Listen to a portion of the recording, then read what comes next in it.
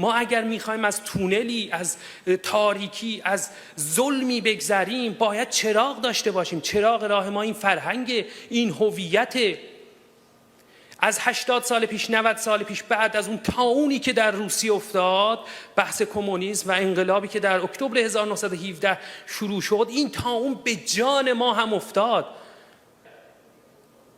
شما در سال 57 چشم و گوش بسته اومدین چه کسی رو سر کار آوردین؟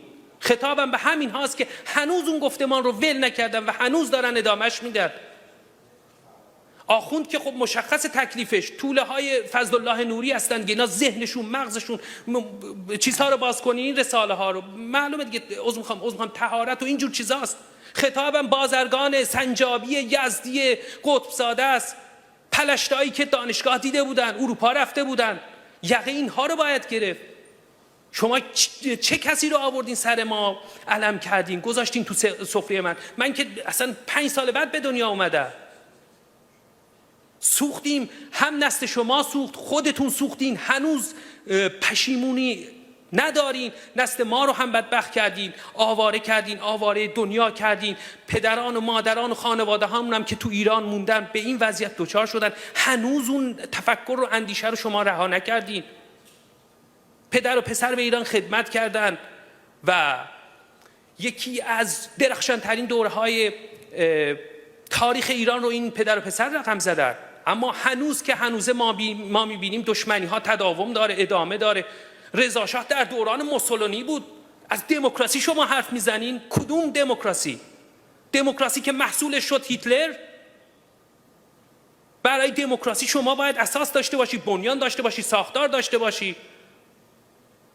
تازه دموکراسی که تو آلمان بود تو عالی ترین سطح بود، آزادانه ترین انتخابات منجر به انتخاب شخصی به مانند هیتلر شد. خود موسولینی که از آسمون نیفتاد بود، با انتخابات اومده بود.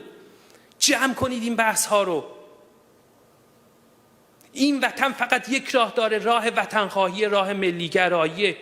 یکی نسخه اتیوپی میپیچه، یکی نسخه ترکیه میپیچه برامون، یکی نسخه نمیدونم مالزی میپیچه، یکی نسخه سوئیس میپیچه، یکی نسخه بابا یه نفر برای ایران نسخه ایران نمیپیچه.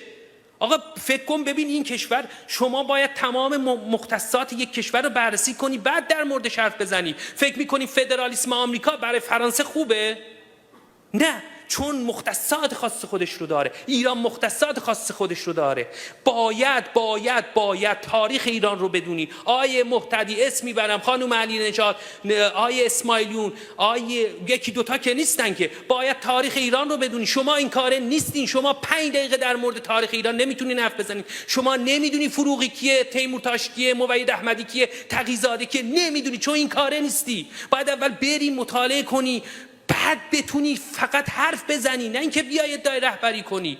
اگر میخواین برای ایران تصمیم بگیرین، باید تاریخ این کشور رو بدونین، هویت این کشور رو بدونین، گذشته این کشور رو بدونین، بعد میتونین بیاین سخنی بگین.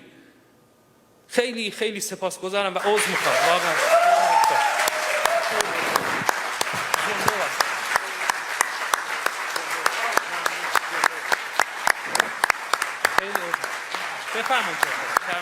بفرمایید.